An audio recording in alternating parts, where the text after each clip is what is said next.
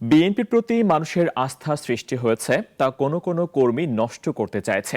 এমনটা হলে ব্যবস্থা নেওয়া হবে বলে দলের নেতাকর্মীদের প্রতি হুঁশিয়ারি দিয়েছেন বিএনপির ভারপ্রাপ্ত চেয়ারম্যান তারেক রহমান। অন্যদিকে রাজধানীতে বিএনপি নেতারা অভিযোগ করেছেন অন্তর্বর্তী সরকার জামাত সমর্থিত। রাষ্ট্র গঠনের ৩১ দফা নিয়ে প্রশিক্ষণ কর্মশালার আয়োজন করা হয় খুলনা, বাগেরহাট ও সাতক্ষীরা জেলায়। ৩টি জেলাতে একসাথে ভার্চুয়ালি যোগ দেন বিএনপির ভারপ্রাপ্ত চেয়ারম্যান তারেক রহমান। বক্তব্যে বিএনপির ভারপ্রাপ্ত চেয়ারম্যান দলীয় নেতাকর্মীদের বিএনপি ঘোষিত ৩১ দফা নিয়ে জনগণের কাছে যাবার তাগিদ দেন। সেই সাথে কঠোরভাবে নির্দেশ দেন জনগণের সমর্থন হারায় এমন কোনো কাজ না করতে।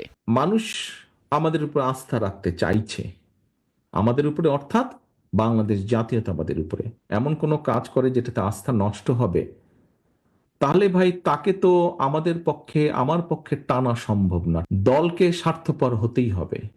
কোনো ব্যক্তির কারণে, কোনো নেতার কারণে, কোনো কর্মীর কারণে যদি মানুষের আস্থা নষ্ট হয়, তাকে আমরা ওন করতে পারবো না। সারা দেশে বিএনপির প্রাথমিক সদস্যপদ নবায়ন শুরু হয়েছে। এ উপলক্ষে পল্টনে আয়োজন করা হয় উদ্বোধনী অনুষ্ঠানের। এতে দলটির নেতারা অন্তর্বর্তী সরকারের কার্যক্রম নিয়ে অভিযোগ করে প্রশ্ন তোলেন তারা জামায়াত সমর্থিত কিনা। আমরা বহু জায়গায় দেখতে পাচ্ছি, বহু মন্ত্রণালয় মনে হচ্ছে এটা যেন কোনো একটি বিশেষ রাজনৈতিক দলের ছায়া সেখানে বেশি প্রসারিত, বেশি প্রলম্বিত।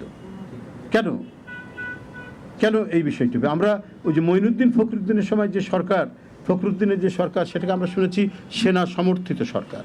আর এখন কি আমরা এটাকে বলবো জামাত সমর্থিত সরকার? এদিকে এর আগে ব্রাজিলের রাষ্ট্র পাওলো ফার্নান্দো দিয়াস ফেরেস গুলশানে আসেন। সেখানে বিএনপির সাথে প্রায় ঘণ্টাখানিক বৈঠক করেন বিদেশি এ কূটনৈতিক। এতে বিএনপির পক্ষে নেতৃত্ব দেন দলের মহাসচিব মির্জা ফখরুল ইসলাম আলমগীর। পরে সংবাদ সম্মেলনে দলটির সিনিয়র নেতারা বলেন, দেশটির সাথে দুই দেশের স্বার্থ নিয়ে কথা হয়েছে। তারা এদেশে নির্বাচন দেখতে চান বলেও জানান তিনি। নির্বাচন নিয়ে কথা হয়েছে, তারা মনে করে স্বাভাবিকভাবে নির্বাচন তো সবাই দেখতেছে, এবং তারা মন্তব্য করেছে নির্বাচন, তারা মনে করছে নির্বাচন হবে। এবং বিএনপি নেতারা বলেন, প্রশাসনে এখনো স্বৈরাচারের দোসররা বসে আছেন। তারা হাসিনার এজেন্ডা বাস্তবায়নের চেষ্টা চালিয়ে যাচ্ছেন। রাশেদুল কাদির, নাগরিক, ঢাকা। 250টিরও বেশি ডিজাইন অপশন নিয়ে ওয়ালটন স্মার্ট ফ্রিজ বোঝে আপনার প্রয়োজন।